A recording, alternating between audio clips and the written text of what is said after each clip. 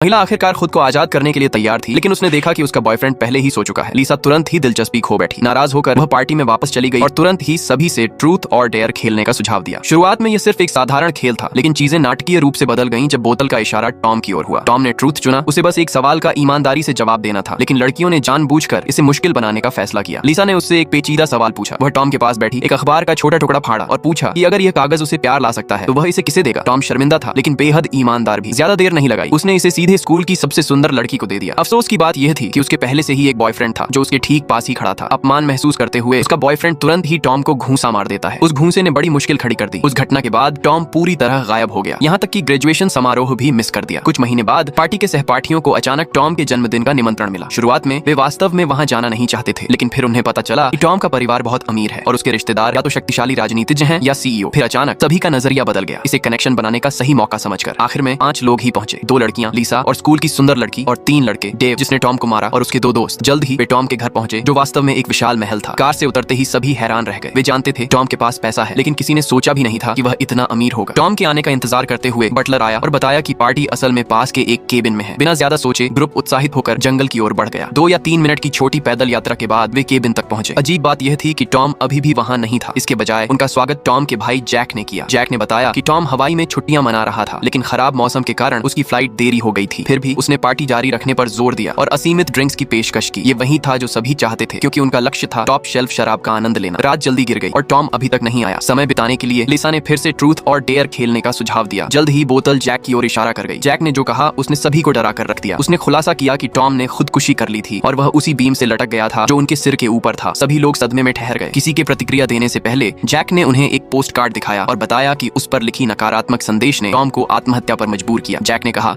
कि अगर कोई बताता कि यह किसने लिखा तो बाकी सभी सुरक्षित बाहर जा सकते हैं। शुरुआत में सभी ने सोचा जैक मजाक कर रहा है और तुरंत बाहर जाने लगे, लेकिन अचानक डेव को जमीन पर गिरा दिया गया। लिसा ने विरोध करने की कोशिश की, लेकिन जैक ने उसे जोर से थप्पड़ मारा। एक और लड़के ने अचानक हमला करने की कोशिश की, लेकिन जैक ने उसके घुटने में गोली मार दी। तभी सभी को समझ आया कि जैक मजाक नहीं कर रहा। जैक ने चेतावनी दी, विरोध करने का मतलब मौत है। उसने बिना घायल व्यक्ति को आदेश दिया कि कुर्सियां लाओ और सभी को एक एक करके बांध दिया। जैक ने एक और डरावना ट्रूथ और डेयर राउंड खेलने का फैसला किया। उसने पूछा पोस्ट कार्ड किसने भेजा, लेकिन सभी ने जोर देकर कहा कि उन्हें पता नहीं। किसी के भी स्वीकार न करने पर जैक ने समय बर्बाद नहीं किया और बोतल जमीन पर घुमाई। इस बार ये सीधे डेव की ओर इशारा कर गई। जैक ने डेव से पूछा। डेव तुरंत डेयर चुनी। जैक अगले कमरे में गया और एक छोटा कार्ड निकाला। किसी को पता भी नहीं चला कि क्या हो रहा है। जैक ने सुंदर लड़की की कुर्सी को फर्श पर पटक दिया। उसके मुंह में एक ट्यूब डाली और 2 कंटेनर दिखाए जो इससे जुड़े हुए थे। एक में पानी था, दूसरे में सल्फ्यूरिक एसिड। फिर जैक ने डेव की ओर मुड़कर उसे एक चुनने के लिए मजबूर